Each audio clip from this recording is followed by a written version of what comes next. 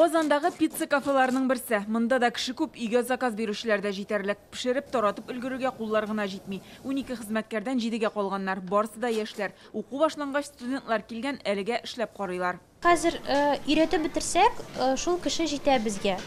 Бәлки алар әле шул 1-2 смена эшләп, алар әле белмиләр. Шуңа күрә шул 6 кешедән 3 генә эшли беләләр. Шуңа вроде бы кеше җитә, ләкин 3-се эшли, 3-се әле карый гына. Яңа гына килгәч авыр күренеп тора ул. Но өйрәнгәч, ул на самом деле автоматом уже бара. Вот как мы ходим, шулай ук эшлибез. Шушы бер оешмадагы проблема күпләр өчен бүген уртак булып чыкты. Аны хәзер ил дәрәҗәсендә иң җитди мәсьәлә дип атыйлар. Вопрос кадровый превратился в вопрос безопасности страны на сегодняшний день. И это без преувеличения, потому что на сегодняшний день многие предприниматели остановили свое развитие именно по этой причине. Күп эшмәкәрләр шул сәбәпле эшен туктатты инде. Тагын бер яңа ресторан төзедем, хезмәткәрләр булмагач ача алмыйм ди Вячеслав Миллер. Тәкъдиме бар. Җәйге ялда укучыларны җәлеп итәргә, мәктәптән үк өйрәнеп үссеннәр. Студентлар да булыша алыр иде. Есть предложение по поводу дуального обучения. Уку белән бергә эшләү системасында кулланырга була. Яшьләр атнаның беренче яртысында укып, икенчесендә эшли алар иде. Сервис көллияте белән бу эшне башлап җибәрдек, ләкин әлегә кыенлык белән бара. Уку йортларыннан тәҗрибәсез белгечләр чыга, практика җитми. Максатчан укытудан әлегә артык нәтиҗә күрмибез диләр. Күпләр үз белгечлеге буенча эшләми, диплом булсынга укып чыга. Кайбер чыгыш ясаучылар хезмәт кодексын үзгәртергә кирәк ди. Әйтик, эшләүче пенсионерларга һәм яшүсмерләр хезмәтенә кагылышлы пунктларны. Менә мин үзем 6 класстан соң комбайнда эшләдем.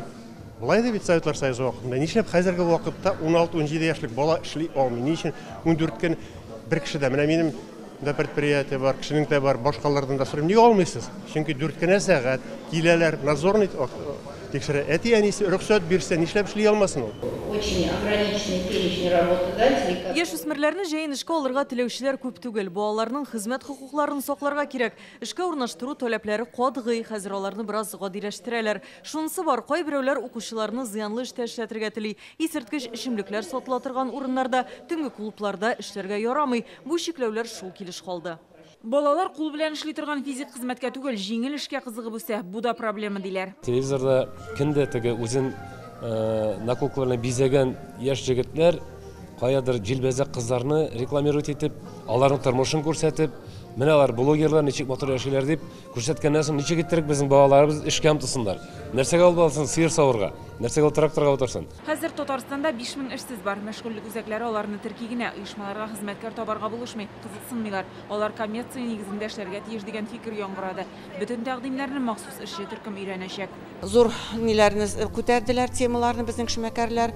Без уйлыйбыз рабочий группада аларны бөтен образовательный учреждениелар белән, эшмәкәрләр белән, хөкүмәт белән сөйләшеп, анарысын уйларга тиеш. Кайсындыр депутатлар аркылы закон итеп сырарга кертергә, яисә безнең республикада эшләргә булатыр, кайсыдыр документлар белән. Бүгенге тәкъдимнәрнең кайсысы ничек гамәлгә кертелергә мөмкин, иҗтимагый советның киләсе утырышында билгеле булачак. Гөлназ Сайфетдинова, Игорь Романов, Яңа Гасыр каналы.